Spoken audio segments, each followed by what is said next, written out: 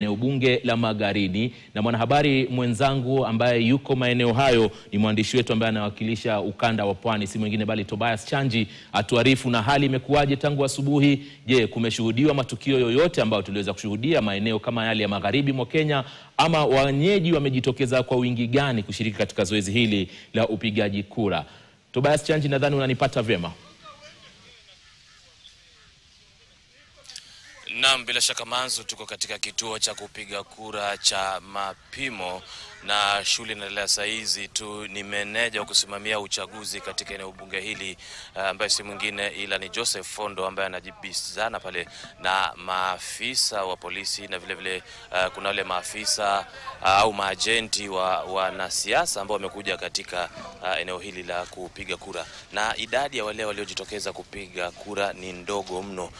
Kwa dakika 20 hivi ambazo tumekuwa hapa, tumeweza kushuhudia watu tu chini ya watu 5 ambao wamejitokeza kwa vituo zaidi ya 5 katika kituo hiki. Kumbuka kwa hiki pia ndicho kituo kikuu ambacho kinatarajia kukusanya kura zote za wakazi au wapigaji kura 80,128 wenye bunge la Magarini, ambalo kuna vituo 193. Awali pia tulikuwa tumesikia kuwa kulikuwa na vurugu kidogo katika kituo cha kupiga kura cha Kanagoni. Kumbuka hiki ni kituo cha mwaniaji mmoja Stanley Kenga, ambaye anapiga kura katika maeneo haya, na vurugu ile kweko ni kuwa mbunge wa Kilifi Kusini Ken Chonga aliweza kufurushwa na wale vijana ambao walikuwa katika maeneo haya. Lakini kwa sasa tutakuwa tunazungumza na Yusuf Lule ambaye ni mkurugenzi mkuu wa shirika la kutetea haki za binadamu la Huria,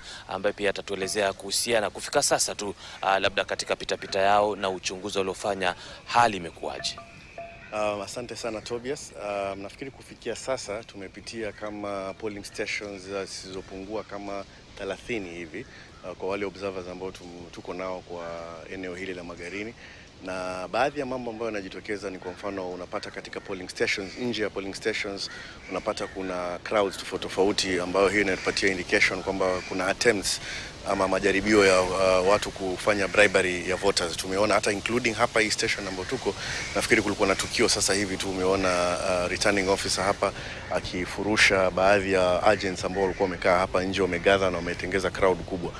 Hilo ni jambo ambalo tumeweza kuona pia katika polling stations kadhaa zile ambazo tumeweza kuzunguka.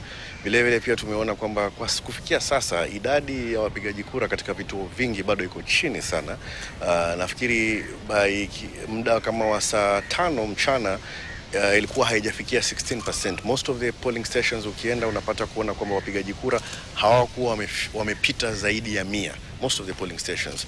So nimezungumza na baadhi ya wale officials wa IEBC, wanasema kufikia saa 5 haikuwa imefika even 16%. So ikiwa sasa hivi ni saa 6, labda na hakika haijapita 30%, ambayo hiyo inaashiria wazi na pakubwa kwamba namba ya wapiga kura ambao wamejitokeza katika by election hii iko chini sana.